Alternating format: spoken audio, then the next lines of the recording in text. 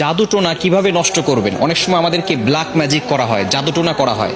আপনি আপনার উপরে কেউ তাবিজ করেছে কিনা, কিভাবে আপনি জাদুটোনা নষ্ট করবেন? কারো কাছে যেতে হবে না, আপনি ঘরে বসেই নিজে নিজে এই জাদুটে নষ্ট করতে পারবেন। বিশেষ করে আমাদেরকে সতর্ক থাকতে হবে। অনেক সময় আমরা বিভিন্ন মানুষের কাছে যাই এবং আমরা সেখানে গিয়ে বলি, আমাকে একটু হাজিরা করে দেখেন যে আমার ভিতরে কোনো জিন আছে কিনা।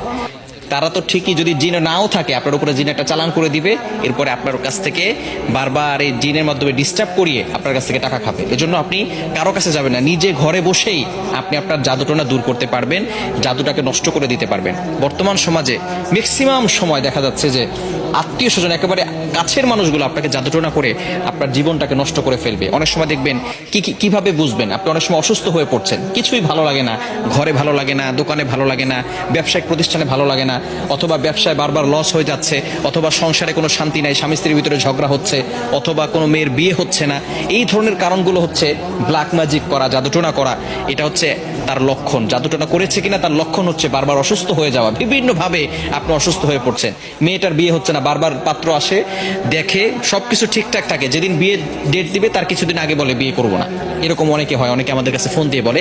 এটা হচ্ছে ব্ল্যাক ম্যাজিক, জাদুটোনার একটি অন্যতম লক্ষণ। এরকম লক্ষণ যদি আপনার ভিতরে থেকে থাকে, তাহলে আপনি জাদুটোনা কিভাবে নষ্ট করবেন আজকে বলে দিব। আপনারা খুব সুন্দর করে প্র্যাকটিক্যালি দেখাবো ইনশাল্লাহ।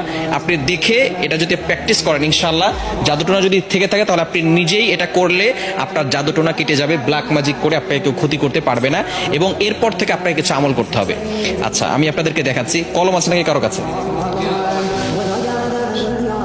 এই যে একটা কলম। সর্বপ্রথম আপনি যে কাজটা করবেন, প্রথমে অজু করবেন। অজু করে আপনি সূরাতুল ফাতিহা একবার পড়বেন, সূরা ফালাক একবার পড়বেন, সূরা নাস একবার পড়বেন, সূরা ইখলাস একবার পড়বেন। এরপরে আয়াতুল কুরসি পড়বেন। প্রথমে সূরা ফাতিহা একবার, এরপরে সূরা ফালাক একবার, সূরা নাস একবার, এরপরে সূরা ইখলাস একবার, আয়াতুল কুরসি একবার। এটা পড়ার পরে এরপরে আপনি একটা চেয়ারে বসবেন। অজু অবস্থায়, পবিত্র অবস্থায় চেয়ারে বসবেন। মনে রাখবেন, কোরআনের ভিতরে আল্লাহ তাআলা শিফা দিয়েছেন। আল্লাহ তাআলা নিজেই বলে দিয়েছেন, 15 নম্বর পারা 9 নম্বর পৃষ্ঠার 2 নম্বর লাইন, সূরা বানী ইসরাঈলের 82 নম্বর আয়াতে আল্লাহ তাআলা বলছেন, ওয়া নুনাজ্জিলু মিনাল কুরআন মা হুয়া শিফাউ ওয়া রাহমাতুল লিল মুমিনিন। আমি আল্লাহ তাআলা মুমিনদের জন্য কোরআনটা শিফা স্বরূপ নাজিল করে দিয়েছি। প্রথমে আপনি বসবেন একটা চেয়ারের উপরে, পবিত্র হয়ে, অজু করে পবিত্র হয়ে তারপরে বসবেন। বসার পরে একবার সূরা ফাতিহা পড়বেন, এরপরে আপনি সূরা ইখলাস, সূরা ফালাক, সূরা নাস পড়বেন, এরপর আয়াতুল কুরসি পড়বেন। এরপরে আপনি 7 বার সূরা ফাতিহা পড়তে হবে আউযুবিল্লাহ বিসমিল্লাহ সহকারে। এই যে একটা ছুরি নেবেন ডান হাতে, এটা আমি পেন দিয়ে দেখাচ্ছি, আপনি একটা ছুরি নেবেন। ডান হাতে একটা ছুরি নিয়ে আপনি মাথার উপরে রাখবেন, এভাবে রেখে আউযুবিল্লাহ বিসমিল্লাহ সহকারে সূরা ফাতিহা পড়বেন। পড়ে আপনি ছুরিতে ফু দিবেন। ছুরিতে ফু দেওয়ার পরে এরপরে